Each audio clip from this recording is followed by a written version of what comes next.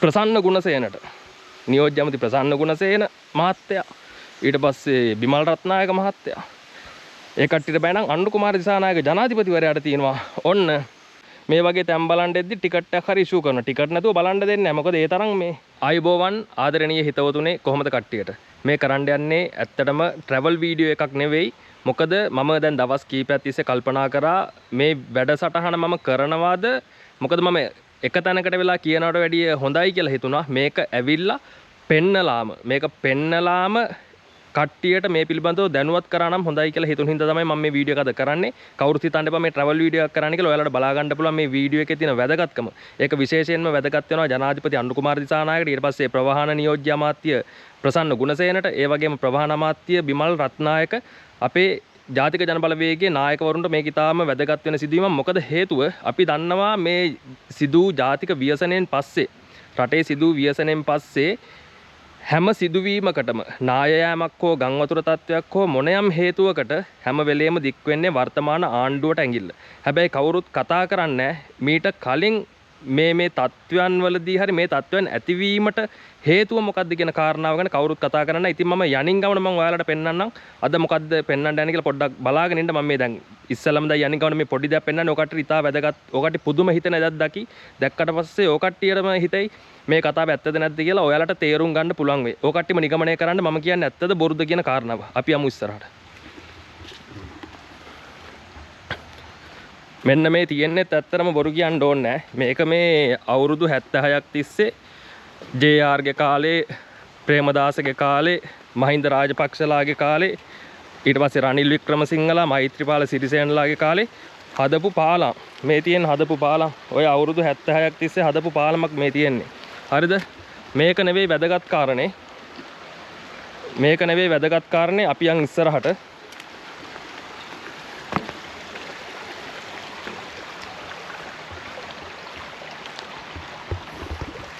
ඒක නෙවෙයි වැදගත් කාරණේ ඒක මම නිකන් අර එන්ට්‍රස් එකේ වගේ තිබ්බ හින්දා මම පෙන්නුවේ මොකද මේ ජාතික ව්‍යසනය වුණාට පස්සේ මොකක් හරි එකක් හැකි ඉක්මනින් හැදුවා නම් මොකද ඒ ව්‍යසනයක් වුණාට පස්සේ ඉස්සල්ලාම ගන්න ඕනේ ක්‍රියාමාර්ගය තමයි මිනිසුන්ගේ ජීවිතේ සාමාන්‍ය තත්ත්වයට පත් කරන්න ඕනේ. එතකොට යන්න එන්න තියෙන තැන් ටික හදන්න ඕනේ. ඊට පස්සේ පාසල් ටික ඊට පස්සේ රාජ්‍ය ආයතන ටික මිනිසුන්ගේ දෛනික ජීවිතය ඒ දේවල් සාමාන්‍ය තත්ත්වයට පත් කරන එක තමයි ලොකුවටම අභියෝගයක් හැටියට බාර අරගෙන කරන්න ඕනේ ඊටාම කෙටි කාලයක් තුල. ඉතින් ඒ දේවල් කරද්දි යම්කිසි අඩුපාඩුකම් සිද්ධ වෙනවා සමහරට හදන පාරවල් ආපහු නැවත කැඩිලා යනවා. ඊට පස්සේ හදපියව සාර්ථක නැහැ. මොකද ඒක ඇත්තරම මේ දීර්ඝකාලීන විසඳුමක් නෙවෙයි. తాවකාලික විසඳුමක් හැටියට තමයි මේ දේවල් මේ පිළිසකර කරන්නේ. හැබැයි ගොඩක් අය කියනවා මේ ආණ්ඩුව හදනව වැඩන වැලි කොට්ට ගහලා මොනවද මේ බැමි හදනවා එව්ව කඩාගෙන යනවා. එව්ව කඩාගෙන යනවා වෙන්න පුළුවන්. හැබැයි කියන්න බෑ. මොකද ජාතික ජනබලවේගයේ උදවිය ඇවිල්ලා ඒ දේවල් බොහොම අමාරුවෙන් හරි හදනවා නම් හැදුවට පස්සේ රැක ඇවිල්ලා ඔය කවුරු හරි මොකක් හරි විනාශකාරී වැඩක් කරන පුද්ගලෙක් ඇවිල්ලා මල්ලක් දෙකක් ඇදලා දාලා ගියාට පස්සේ ඔව්ව ඉක්මනටම කැඩිලා බින්දිලා විනාශ වෙලා යනවා. මම මේ දැන් ඉන්නේ ලොකුවට නාය ගියපු තැනක් උඩ. මම දවස් ගාන බැලුවා යන්න විදිහක් තිබ්බේ නැහැ. මොකද හැම තැනම මේ එරෙනවා. දැන් දවස් ගානක් ගියාට පස්සේ දැන් ටිකක් වේලිලා තියෙන හින්දා මම මේ හරියට ආවා. ඔයාලට මම පෙන්නන්නම් ගිහිල්ලා අදාළ තැනට.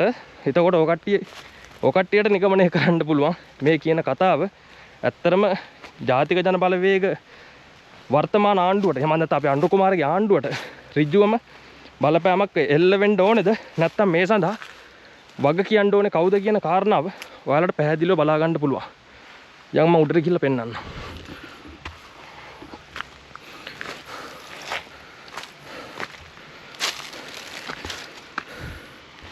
මේ සිල් පරංකොට එහෙම තියෙනවා. ඇවිල්ලා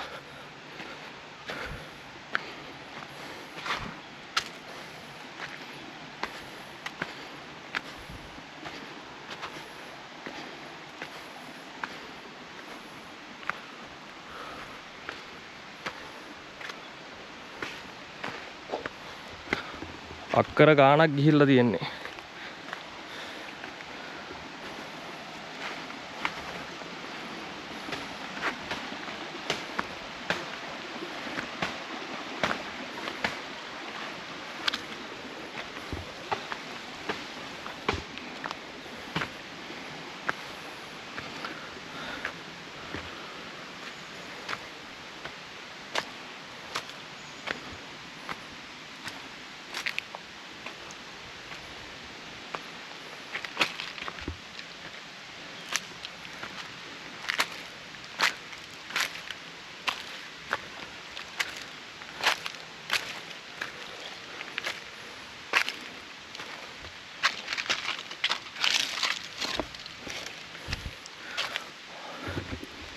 ඔයාලට පේනවා ඇති මෙතන අක්කර ගාණක් ගිහිල්ලා තියෙන්නේ. ඒ ගිහිල්ලා තියෙන තැන ඔයාලට මම පෙන්නන්නම්. ඒතකොට ඔය කට්ටිය බලයි කොච්චර වැදගත් තැනක්ද මේ විනාශ වෙලා තියෙන්නේ කියලා. ඒකට හේතුව මම කියන්නම් ඔයාලට.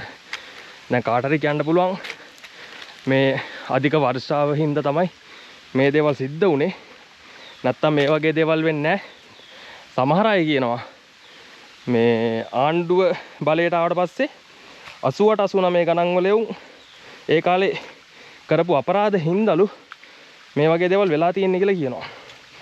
ඉතින් මම පෙන්නන්නේ ඒකට හොඳම සාක්ෂි. දැන් ඔයාලට මෙතන පේනවා කොච්චර ප්‍රමාණයක් නාය ගිහිල්ලා තියෙයි කියලා. හරිද? මේ පේනවද? මේ තාම වතුර පාර යනවා. කොච්චර ප්‍රමාණයක් නාය ගිහිල්ලාද කියලා ඔයාලට තේරෙනවා. මම මේ ගියපු උඩම තැන ඉන්නේ. මේ තේනවනේ අක්කර කීයක් ගිහිල්ලා තියෙනවද? එතකොට ඔයාලට පේනවා ඇති මෙතන උඩ තියෙනවා මේ රේලු පාර. මේ හෙල්ලෙන පාලම වගේ තියෙන්නේ. මේ අත්‍තරම තියෙන රේලු පාරක්. මේ තවත් ටික අර උඩ ඉඳන් කඩාගෙන එහෙම එනවා.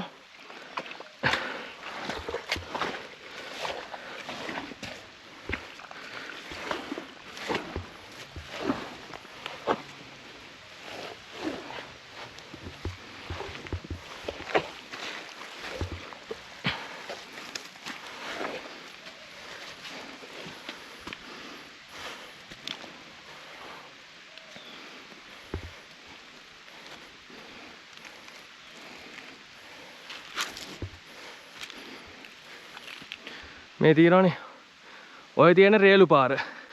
ඔතන කට්ටියට දැන් බලන්නකො තික සාමාන්‍ය ගහක් එක්කන් තියෙන උස ප්‍රමාණයත් එක්කන් කොච්චර ප්‍රමාණයක් නාය ගිහිල්ලාද කියලා.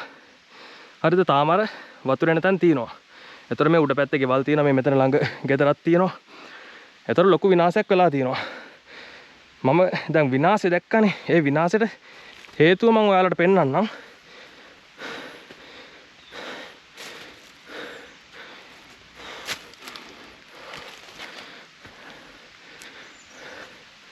පේනවද? කවුරුත් ආවේ නැහැ.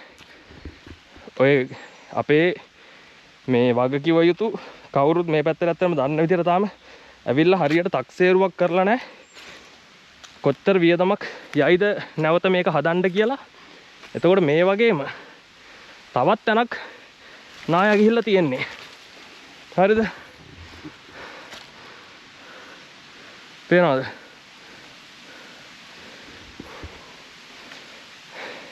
මං හිතන්නේ ලොකුම විනාශකාරී නායයාමක් තමයි ලංකාවේ අපි ඔය දැකපු ඒ වගේ. අපි දැකපු ඒ වගේ.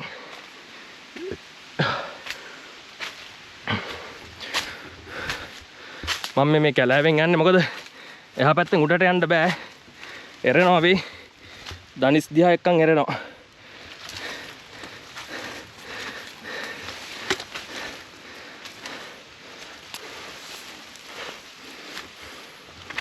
පේනවද රේලු පාර? ඔයාලට හොඳට පේනවනේ. ඔන්න රේලු පාර. හරිද? ඔය තියෙන නාය ගියපු දිහා. අර පල්ලෙහාට යනකම්. හරි අමාරුයි මේ කන්දක එන්නේ. බොහොම අමාරුයි එන්න ඕනේ. කැමරාවත් උස්සගෙන එන්න අමාරුයි.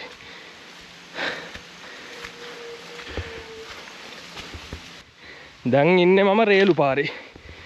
ඔන්න රේලු පාර.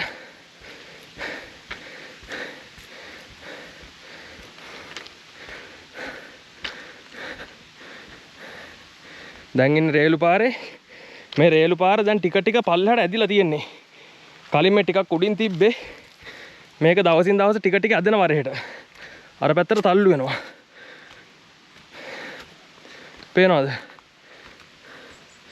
රේලු පාරට වෙලා තියෙන දේ. හරිද? ඔය තියෙන්නේ. ඔන්න ඔහොම තමයි රේලු පාර තියෙන්නේ. ඔයාලට හිතා ගන්න පුළුවන්. මම දැන් ඒකට හේතුක පෙන්වන්න යන්නේ. නැත්තම් මේ අධික වර්ෂාවද නැතිනම් මේ ආණ්ඩුව ආපු එකේ අපලයක්ද නැත්තම් වෙන මොකක් හරි කාරණයක්ද කියලා මම ඔයාලට පෙන්වන්නම්. එතකොට මෙන්න මේ තැන ওই සුද්ද රේලු පාර හදද්දි දැන් අවුරුදු මං හිතන්නේ 800 ගණන් වලනේ අපි හිතමුකෝ 1947 වගේ කියලා සෝල්බරි කාලේ හැදුවා කියලා මේ පාර. එතකොට දැන් මේ වෙද්දි අවුරුදු 40යි අවුරුදු 80ක් විතර වෙනවා. හරිද? අවුරුදු 80ක් විතර වෙනවා. එතකොට මේ රේලු පාර හදද්දි සුද්ද හදලා තිනවා හරි විදියට තාක්ෂණය පාවිච්චි කරලා. හරිද? හරි විදියට තාක්ෂණය පාවිච්චි කරලා මෙන්න මේ ටික ඔක්කොම මේ ඒරියා එක අර දෙපැත්තේ කඳු කපලි කරලා තමයි මේක පස් පුරවලා තියෙන්නේ සුද්දා.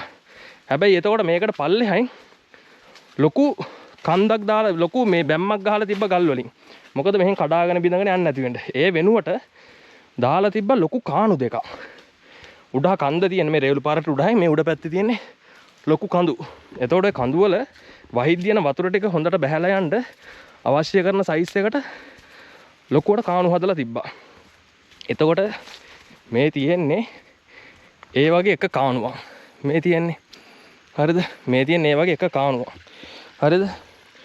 මේ වගේ එතකොට තව එහා පැත්තේ තියෙන තව ලොකු කාණුවක්. දැන් මෙන්න මේ ඔයාලට පේන්නේ නැති මේක දැන් මේ ඊයේ පෙරේද තමයි මේ සුද්ධ කරලා තියෙන්නේ. මේ කාණුව. හරිද? මේ කාණුව ඊයේ පෙරේද තමයි සුද්ධ කරලා තියෙන්නේ. ඔයාලට පේනවා ඇති ගිලා බහැපු මට්ටමත් එක්කන් මේ කාණුව කොයිතරම් ගැඹුරකින්ද නැත්නම් උඩකින්ද තියෙන්නේ කියලා. මේ කාණුව තියෙන්නේ මේ ගියපු ගානටම වගේ මේ පස් විතරක් පුරවලා දාලා මේ මෙතන කණ්ඩියක් වගේ ඔහොම දිගටම හදලා තියෙනවා. ඔය එතන මේ විදිහට තමයි කාණුව දාලා තියෙන්නේ මේක නාය ගියාට පස්සේ. හරිද? ඒතර ඔයාලට පේනවා ඉතින් දැන් පායලත් සතියක් දෙයක් විතර යනවා මේ වැස්ස නැතිලා. එතකොට තාමත් මේකේ වතුර එනවා. හරිද? එතකොට ඔයාලා හිතන්න ඒ වැස්ස දවස්වල කොයිතරම් වතුර තොගයක් මෙතනට එන්නද? එතකොට මේ කාණුව බ්ලොක් වෙලා තිබ්බේ. එතකොට ඒ වතුර ටික ඔක්කොම මෙන්න මේකේ පිරුණා. මෙන්න මේකේ වතුර ඔක්කොම ටික පිරුණා.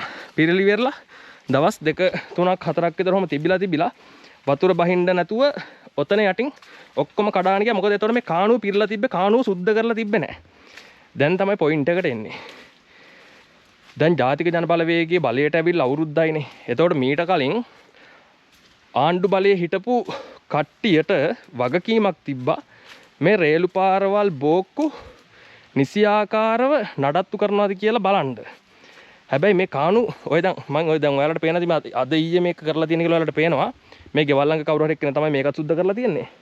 හරිද? එතකොට CGR එකේ එහෙම නැත්නම් රේල්වේ එකේ වැඩ කරන අය උසස් පුටුවල ඉන්න නිලධාරි ඒ කට්ටි කවදාවත් මිව් වගේ ඇවිල්ලා බලලා නැහැ කම්කරුවෝ ටික හරියට වැඩ ටික කරනවාද කියලා. කවුරු හරි සුපර්වයිසර් කෙනෙක් එනවා ඇවිල් වියර්ලා එයාට කියනවා මෙතන ඉඳන් මෙතනට සුද්ධ කරන්න මේ ටික ක්ලීන් කරන්න කියලා. ඔය රේලු පාර දෙපැත්ත විතර සුද්ධ කර ඒ විදියට අර ට්‍රේන් එකට යන්න පුළුවන් විදියට පාර පෙන්න නඩත්තුවක් කරා. හරිද? එතකොට එන්නේ නඩත්තුව කරා. එතකොට කාලයක් තිස්සේ මෙන්න මේ කාණුවෙම නඩත්තු කරේ නැහැ. හරිද? කාලයක් තිස්සේ නඩත්තු කරේ නැහැ. එතකොට ඒ කාලේ සුද්ධ හදලා තියෙන්නේ සාමාන්‍යයෙන් ලොකු වැස්සක් ආවා දිනපතාම වැස්සත් වතුර ටික හරියට බහලා යන්න පුළුවන් විදියට. මෙන්න මේ කාණුවෙම ඔක්කොම පිරලා තිබ්බේ. ඔය දැන් තමයි ඔයාලට පේන්නේ නැති දැන් තමයි ටික සුද්ධ කරලා තියෙන්නේ. හරිද? මේ කාණු සුද්ධ කරලා තිබ්බේ නැහැ. එතකොට රජයේ නිලධාරි තමයි පඩියක් ගන්නවා මිනිස්සුන්ගේ. හරිද? ඒ පඩියත් අරගෙන ලොකු පුටු වලට වෙලා හිටපු මිනිස්සු ඒ කට්ටි කවදාවත් මේ රේලු පාර බලන් ආවේ නැහැ. හරිද? බලන් ආවේ නැහැ කම්කරුවෝ ටික එවලා ඒ වැඩ ටික කරා. එතකොට දැන් මම අහන්නේ හරිද? මේ තියෙන්නේ හරිද? මෙන්න මේ මෙතනින් ඇලක් තිබ්බොම ලොකුවට යලවත් දැන් හොයාගන්න විදිහක් නැහැ. මොකද ඒ ඔක්කොම ටික දැන් කඩාන බින්දගෙන ගිහලා තියෙන මේ මෙතන තමයි ඩිස්චාර්ජ් එක තියෙන්නේ. එතකොට වතු මැදින් ඇලවල් යනවට ඔය ඇලවල් හරවල වෙන පැති වලට හරවල තිබ්බේ. එතකොට සුද්දා තියලා තිබ්බ ඔරිජිනල් විදිහටත් නෙවෙයි ඒ ඇලවල් ටික තිබ්බේ. හරිද? ඊට පස්සේ දැන් කට්ටිය කෑ ගහනවා ජාතික ජනබලවේගය උන් හදන්නේ නැහැ මිව්ව කරන්නේ කිසි එකෙක් වැඩක් නැහැ උන් අපින්ද තමයි මේ ව්‍යසනය වෙන්නේ කියලා නෑ. ව්‍යසනය වෙන්න හේතුව මෙන්න මේ වගේ තැනක මං කියන්නේ. මේ වගේ ඕන තරම් තැන් ඇති තව. හරිද? මේක හදන්න කොච්චර වියදමක් ඇයිද කියලා අපිට කියන්න බෑ කොච්චර වියදමක් ඇයිද කියලා. හරිද? හදන්න යන කාලයක් අපිට හිතා ගන්න බෑ. එතකොට ජාතික ජනබලවේගයේ ආණ්ඩුවේ නිලධාරීන්ට ලොකු වගකීමක් තියෙනවා. මෙන්න මෙව නඩත්තු කරාද නැද්ද කියලා පුළුල් පරීක්ෂණයක් කරන්න. හරිද? ඒ පරීක්ෂණය කරේ නැත්නම් අර හිටපු මේ ගැන කිසිම වගවීමක් දරපු නැති නිලධාරි ටික තවමත් ලොකු පුටු වලට වෙලා ඉඳී. හරිද? එතකොට ඒ කට්ටිය කරපු පුරුද්දට ඒ ජොබ් එකම තමයි කරන්නේ. නිකන් හරි මේ කාණු මාස 3න් 3ට හරි මාස 6න් 6ට හරි මේ බෝක්කු කාණු ටික හරි විදියට නඩත්තු කරා නම් හරියට වතුර ටික බහලා යන්න නඩත්තු කරා නම් මෙන්න මේ ව්‍යසනේ මෙතන වෙන්නේ නැහැ කියලා මට හිතෙනවා. මෙන්න මේ ව්‍යසනේ මෙතන වෙන්න හේතුවක් නැහැ. අපි ඇවිල්ලා බලද්දි එදා මෙන්න මේක කඩාගෙන ගියා කියලා අපි දන්නවා. දැනගත්තට පස්සේ අපි ආව බලන්න. ඇවිල්ලා බලද්දිත් මෙන්න මෙතන උඩා එහා පැත්තේ අර මං කියපු තැන්වල වතුර අඩි 1.5 දෙකක් පිරලා තිබ්බා. එතකොට මේක පුරවපු පස තියෙන මේකට ඕන තරම් වතුර උරා ගන්නවා. හරිද? මෙතන කලින් කට්ටිය ක්‍රිකට් ගහපු තැන. මේ හරි ග්‍රවුන්ඩ් එක වගේ ලොකුවට ඉඩ තිබ්බා. හරිද? මේ හරිය කොල්ලෝ ක්‍රිකට් ගහපු තැනක් ඔය. ග්‍රවුන්ඩ් එකක් වගේ තිබ්බා. ඒක දැන් සම්පූර්ණයෙන්ම නෑ ඒ ටික හොයාගන්නවත් තිබ්බේව හිතා ගන්නවත් බෑ. විනාඩි 5ට තමයි වෙන්න මේ අක්කර ගානක විනාශය වෙලා තියෙන්නේ. ඔයාලට පේනවනේ. හරිද? කොයිතරම් ජාතික අපරාධයක්ද? එතකොට ඒ වගේ නිලධාරි හරියට වැඩ කරේ නැති වුනහම තමන්ට තියෙන ජොබ් එක හරියට කරේ නැති වුනහම රටේ මිනිස්සුන්ගේ සල්ලි වලින් හරි නැත්නම් ලෝකෙට ණය වෙවි හරි අධික පිරිවැයක් දරන්න වෙනවා රජයට මෙන්න මේ දේවල් ආය නඩත්තු කරන්න. ඒ කට්ටිය මාසෙන් මාසෙට ඇවිල්ලි වෙරලා මාසෙන්තිර පඩිය ගන්නවා නැත්නම් පඩි මදින රාජ්‍ය සේවකයන් පඩි මදි කියලා උද්ඝෝෂණය කරනවා. ඒකල පඩිය වැඩි කර ගන්නවා. හැබැයි ඒ කට්ටිය ජොබ් එක කරේ නැහැ කියලා තමයි මට හිතෙන්නේ. එතකොට දැන් මම ආයි කියන්නේ රජයේ බලධාරීන්ට ලොකු වගකීමක් තියෙනවා එන්න මේ නායකගේ පුතන් ටික ඇවිල්ලා ආයෙ බලන්න. බලලි ඉවරලා රජයේ නිලධාරි ලොකු පුටුවල ඉන්න නිලධාරි ටික මං කම්කරුවන්ට දොස් කියන්නේ නැහැ. මොකද එයාලා කියන්නේ එයාලා සුපර්වයිසර් හරි ලොකු නිලධාරි කියන ජොබ් එක තමයි එයාලා කරන්නේ. හරිද? ඒකට කියන දේ කරන්නේ Tamanට හිතලා පතලා දෙයක් කරන්න බෑනේ කොහොමද? හරිද? කම්කරුවන්ට බෑ කියන දේ තමයි කරන්න ඕනේ. එතකොට හිතලා බලලා තීරණ ගන්නේ හරි මොන හරි දෙයක් කරන්න කියලා උපදෙස් දෙන්නේ ලොකු පුටුවල ඉන්න ලොකු නිලධාරි. එතකොට මේ රේලු පාර අයිති වෙන්නේ නුවර මාතලේ රේලු පාර. හරිද? නුවර මාතලේ. මම මේක කලින් දැම්ම පොඩි ෂෝට් එකක්. මම මේක ලොකුවට දැම්මේ. මොකද අපි දන්නවා පිට ජාතික ජන බලවේගයට සහ ඒ කට්ටියට බලපෑම එල්ල වෙනවා. හරි ඒ කට්ටියට අපි දන්නවා ආණ්ඩුව අරගෙන අවුරුද්දයි මේක විනාශ කරලා තිබ්බ ආණ්ඩුවක් රටක්. එතකොට මේ දේවල් එකපාරට බිම්මල් පිපෙනවා වගේ මිනිසුන්ගේ ඕන දේවල් කරන්න බෑ. මොකද නීතිමය පැත්තෙන් හරියට ගොඩක් දේවල් වෙනස් කරගන්න තියෙනවා. ඒ දේවල් වෙනස් කරගෙන යන ගමන්. හරිද?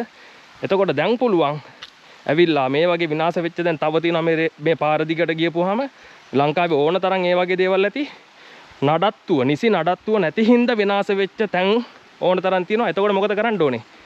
ඒ රාජ්‍ය නිලධාරි හරියට වැඩ කරාද නැද්ද කියලා හොයලා බලන්න මේ බලධාරීන්ට ලොකු වගකීමක් තියෙනවා. මෙන්න ඒ වගේ තවත් බෝක්කුවක්. මේ තියෙන්නේ වතුර බහලා යන ඔය මේක නම් 365 දවසෙම වතුර තියෙනවා. හරිද? මේ මෙතන වතුර ටික බහලා යනවා. මේ ලස්සන්ට හදලා තියෙනවා. හරිද? සිමෙන්තියම ඒත් මේ පේනවනේ. පස් අයින් කරලා නැහැ. අර වල්ගස් සුද්ධ කරලා නැහැ. ඔයාලට තේරෙනවනේ මම කියන කාරණාව. හරිද? ඕන් ගිහිල්ලා බලන්න. මේක ප්‍රධාන ඇල වුණත් මේකට නිසි නඩත්තුව කරලා නැහැ. මෙන්න මේ කොන්ක්‍රීට් සමහරට දාපියව කඩාගෙන ගිහිල්ලා තියෙනවා. අර තනකොළ වැවිලා ටික අවහිර වෙනවා. එතකොට අර උඩ පැත්තට වෙන්න මේ ඇලේ පස් පිරලා ගල් පෙරලිලා කාණු හරස් වෙලා තියෙනවා. එතකොට එව්වා හරස් වුණ ගමන් මොකද කරන්නේ? වාන් දානවා. වාන් දැම්මට පස්සේ වතුර මොකද වෙන්නේ? එකතු වෙනවා. මොකද රේලු පාරත් අඩි 1.5 දෙකක් විතර උඩකින්නේ තියෙන්නේ. ඒ උඩ තියෙන හින්දා පාරේ එහා පැත්තේ ඒ වගේ වතුර එකතු වෙනවා. මම ඔයාලට පෙන්නන්න සාක්ෂි. හරිද? මේ දැන් ඔයාලට පේන මේ කිසි නඩත්තුවක් නැහැ. මේ නඩත්තුවක් නැති ඇලක් තියෙන්නේ. කිසිම දවසක ඇවිල්ලා නඩත්තු කරන්න හැබැයි පේනවනේ. හරිද? මට දිගටම යන්න බෑ. නඩත්තුවක් නැහැ. මේ තියෙන පාර. එතකොට අර වගේම අර කඩාගෙන ගිහිල්ලා වගේ පෙන්නපු වගේම තැනක් තමයි මෙතනත්. මෙතනත් ඒ වගේ පස් පුරවපු තැන. හැබැයි ඒ ඇලේ වතුර ටික බහලා යන ඇලේ වතුර ටික මේ ගොඩ බිමට එන්නේ නැහැ. මේ මෙතනට මෙහෙට ඇවිල්ලා වතුර එකතු වෙන්නේ නැහැ. මේ මෙහෙට ඇවිල්ලා වතුර එකතු වුණොත් මේ ටිකත් කඩාගෙන බින්දගෙන යනවා. හරිද? ඒ මොකද වෙන්නේ? ඒකේ මිනිස්සු හරි ওই වැස්ස කාලේට ඇවිල්ලා වැලි ටිකක් තිබ්බොත් ඒ වැලි ටික මිනිස්සු ගෙදරක් හරි මොනවා හරි කරනවනේ ඒක හදා ගන්න හරි ඒකට ගොඩ දා ගන්නවා. ඇල හරස් වෙන්න තියන්නේ නැහැ. හරිද? ළඟපාත ගෙදරක කවුරු හරි ඉන්නා නම් ගෙදරට වැලි ටිකක් ඕනේ නම්. එතකොට ඒ කට්ටි කරන වැඩේ එන්නේ ඒ වගේ ඒ දේවල් ඒ වැලි ටික ගොඩ දා ගන්නවා. එතකොට ඒකෙන් ඇල හරස් වෙන්නේ නැති හින්දා මෙන්න මේක ආරක්ෂා වෙලා තියෙනවා. හරිද? ඒ වගේම තැනක් තමයි මෙතන ඔයාලට පේනවා ඇතිනේ. කඩාගෙන ගියා නම් ඔන්න ඔය වගේ පල්ලෙහාට ගිහිල්ලා ලොකු ලන්දක් බලා ගන්න පුළුවන් බෑවුමක්. හරිද? එතකොට මෙන්න මේ හරිය පොඩි අලක් තියෙනවා. මේ පොඩි අලත් අපි ඊයේ පෙරේද ඇවිල්ලා පොඩ්ඩක් ඔය සුද්ධ කරලා දාලා හරි ගස්සලා ගියේ. මොකද අපි සීජාර් එකේ නෙවෙයි අපිට වැඩ කරන්න බෑ. වැඩ කරන්න බෑ කියන්නේ අපි ඇත්තට මෙවයි වැඩ කරන්න වෙලාවක් නෑ. අපිට ඉන්න නෑනේ. හරිද? එතකොට මෙන්න මේ පාර දිග ගියපුවාම ටිකක් එහා පැත්තේ තියෙනවා අනිත් ඇල. එතකොට ඒ ඇලවල් දෙක හරියට ටිකක් කියන්නේ සාමාන්‍ය මට්ටමකට තියෙන හින්දා මොකද ගෙවල් වල මිනිස්සුන් දැන් ඇලවල් දෙක තියෙන්නේ පොඩ්ඩක් පරිස්සම් වෙලා. ඒකින්ද මෙන්න මේ ටික විනාශ වුන්නේ නැහැ. හැබැයි අර කඩාගෙන බිඳගෙන ගියා වගේම තව තැනක් තියෙනවා උඩහා. එතන තියෙනවා කොට දැන් අතන මෙතන 122යි. අර හරිය තියෙනවා කොට 78ක විතර ওই වගේ ලොකු ගිලා බැස්මක් තියෙනවා. ඒක නිසා ප්‍රසන්න ගුණසේනට නියෝජ්‍ය ඇමති ප්‍රසන්න ගුණසේන මහත්තයා ඊට පස්සේ බිමල් රත්නායක මහත්තයා ඒ කට්ටියට බෑ නම් අනුර කුමාර දිසානායක ජනාධිපතිවරයාට තියෙනවා ඔන්න රාජ්‍ය නිලධාරි ටික හරියට වැඩ කරාද පඩිය අරගෙන හරියට වැඩ ටික කරාද වැඩ බැලුවද නිසි නඩත්තු කරාද මේ මං කියන්නේ මේ රේලු පාර විතර නෙවෙයි සියලු දේවල් ගැන හරිද මා පාරවල් හරි වේවා මොන හරි වේවා ඒ දේවල් කරාද තියෙන ප්‍රශ්න ඔයාලට කිව්වද නැද්ද කියලා ඔන්න බලන්න පුළුවන් හරිද ඒ ගැන හොයලා බලපු නැති හින්දා අද වෙනකොට අපිට හිතා ගන්න බෑ කොයි තරම් මුදලක් යයිද කියලා මෙව්ව නැවත පිළිසකර කරන්න එව්වා ඉතින් මිනිසුන්ගේ සල්ලි නැත්තම් රටට ලෝකෙට ණය වෙලා බොහොම අමාරුවෙන් ගොඩ දාගන්න වෙන තත්ත්වයට ඔන්න පත් වෙලා තියෙන්නේ රජයේ නිලධාරීන්ගේ අකාර්යක්ෂමතා හොයලා බලන්න නැතුව තමන් පුටුවට වෙලා රෙස්ට් කරපු එකේ විපාක කියලා තමයි මම නම් කියන්නේ. ඔන්න ඉතින් ඒ ගැන විධිමත් පරීක්ෂණ කරලා බලන්න රජයට ඔන්න ලොකු වගකීමක් තියෙනවා. ඒ දේවල් පැහැර හැරියොත් ඔයාලට ඉස්සරහට තවත් මේ වගේ දේවල් වලට මුහුණ දෙන්න රෙඩි වෙලා ඉන්න ඕනේ. ඔන්න මම කිව්වේ දැන් මොකද හැම වෙලේම මේ ආණ්ඩුව. ඒතකොට දැන් මීට අවුරුදු ගානකට කලින් ඉඳන් පිළිසකර කරපු නැති ඒ වගේ විපාක. එතකොට ඒ දවස්වල දන්නවනේ කවුද ආණ්ඩු බලවල හිටියේ කියලා. අමතිලා මොකද ඇමතිලා පාටි දැම්මා රට සවාරි ගහුවා. තම තමන්ගේ සුඛ විහරණය වෙනුවෙන් වැඩ ටික කරගත්තා. ඒ වගේම රාජ්‍ය නිලධාරි ටික තම තමන්ගේ වැඩ ටික කරගත්තා. අර මෙහෙන් වැඩ වෙනවද නැද්ද කියලා බැලුවා. එතකොට නිසි නඩත්තුව තමන්ගෙන් වෙන්න ඕනේ රාජකාරී හරියට උනේ නැහැ. හරිනේ. දැන් ඔන්න පෙන්නවා. ආය ඇවිල්ලා බලන්න ඕන නම් බලන්න එන්න ඇවිල්ලා බලන්න මේක ඇවිල්ලා බලන්න.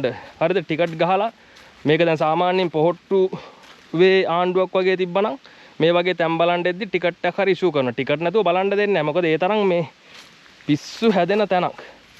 හරිද? මේ පේනවනේ. මේක දැක්කම අපිට සෑහෙන්න දුකයි. දුකයි දරා ගන්න බෑ. එක විනාඩි 10ට 15ට මේ වගේ තැනක් සාමාන්‍යයෙන් ලොකු මැෂින් JCB දාලා හරි මොනවා හරි දාලා මේ වගේ වැඩක් කරන්න යනවා නම් අඩුම ගානේ මාස 6කටත් වඩා වැඩි කාලයක් යනවා මේ වගේ දෙයක් කරන්න. හැබැයි මේක විනාඩි 5න් වුණා. හරිද? ඉතින් රුපියල් මිලියන්ද බිලියන්ද දන්නේ ඒ වගේ ගණන් ලොකු වියදමක් යනවා. දැන් මෙන්න මේක ආපහු පිළිසකර කරන්න. සමහර අය කියනවා මේ පාර නුවර මාතලේ දුම්රිය මාර්ගය සදාකාලිකවම වැහිලා යයි කියලා. ඒක වැහිලා යන්න දෙනවද? නැතිනම් මේක හදනවද? ඊට කලින් මං කියන්නේ මේ සම්බන්ධව වැඩ බලපු රජයේ නිලධාරී හරියට වැඩ ටික කරාද කියලා හොයලා බලන්න. එහෙනම් ගිහිල්ලා එන්නම්. ඔයාලා මේක වීඩියෝ එක ෂෙයා කරන්න මං ඉල්ලනවා. හැම වෙලේම මං ඔයාලට කියන්නේ කවදාවත් කියන්නේ ෂෙයා කරන්න සබ්ස්ක්‍රයිබ් කරන්න කියලා. කැමති නම් සබ්ස්ක්‍රයිබ් එකත් ෂෙයා එකක් කරන්න. වීඩියෝ එක කපලා කොටලා ගන්න එපා. සම්පූර්ණ වීඩියෝ එක හරි අරගෙන ඔය කට්ටිය ෂෙයා කරන්න. මොකද මේක දැනගන්න ඕනේ. ආණ්ඩුවේ මිනිස්සු දැනගන්න ඕනේ. පහුගිය කාලේ හිටපු ආණ්ඩුව වලින් මේ දේවල් ගැන හොයලා බැලුවා නම් මේ වගේ දේවල් ආයෙ වෙන්නේ නැහැ. අවාසනාවට එව්ව කරේ නැහැ. එහෙනම් ඉතින් ඔන්න මම පල්ලෙහාට යනින් ගමන ඉන්නේ. පේනවනේ. අර පල්ලෙහාට ගිහිල්ලා තියෙනවා මීටර් 500ක් විතර පල්ලෙහාට ගිහිල්ලා තියෙන්නේ.